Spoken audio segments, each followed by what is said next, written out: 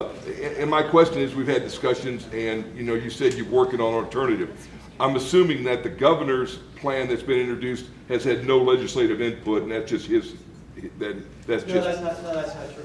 Okay, It's so going, okay, now you gotta remember, when the bill gets submitted to a committee, the committee has to meet on it, and they have to discuss it, and they have to think about it. They go into working groups, and then they go into working session. And this is the one thing but as introduced, it's strictly the governor's plan. The legislature, you've had no input into that plan. what I'm saying is, the governor can submit his plan. What's the old saying? The governor proposes, the legislature disposes. So sure, he comes in with his business plan, but now we're gonna take a look at it. But to date, you have not had an input into that plan. No, it went to the Senate first.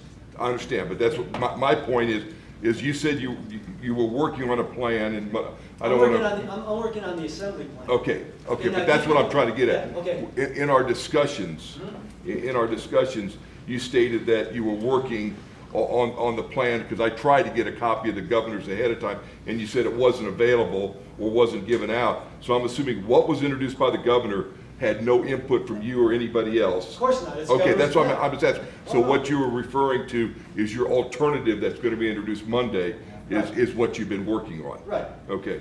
Yeah. But what I don't want to see taxes on any business, but when you pick out and say, okay, we're going to block out 2/3 or over half of the businesses from the gross receipts from the modified business tax. If you do the same thing I'm a small business. I mean, I got 30 employees.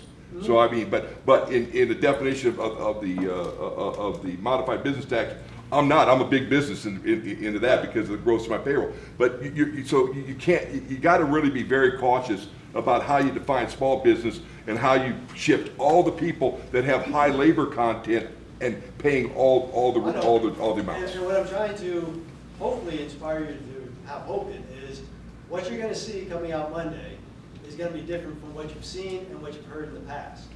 And even with discussions with other legislators, it's hard to find people who are in favor of taxing the gross receipts. It's hard to find them. Now, Chris, why you okay, said? so, hang on a second. So, I'd like to get a little time the plan I'm to trying to get to, Need a little time to. I'm not at liberty to release it until the sponsor releases it. What I'm trying to say is, the guy who's releasing it is a tax guy, a tax attorney. Fine. He's got an economics degree. He's an auditor. He understands the entire small business realm and the entire business world. And he understands the impact that any taxes are going to have, whether it's on mining, on gaming, on real estate, whether it's an excise tax, whether it's a personal income tax, whether it's a corporate tax. He gets it. And everything he's explained to me thus far shows me that it's going to be it will be the fairest that we're going to be able to get to. Now, the details, next week we'll be able to talk more about the details. But today I can't explicitly talk about the details. Other than to say, have hope here, folks. A lot of, like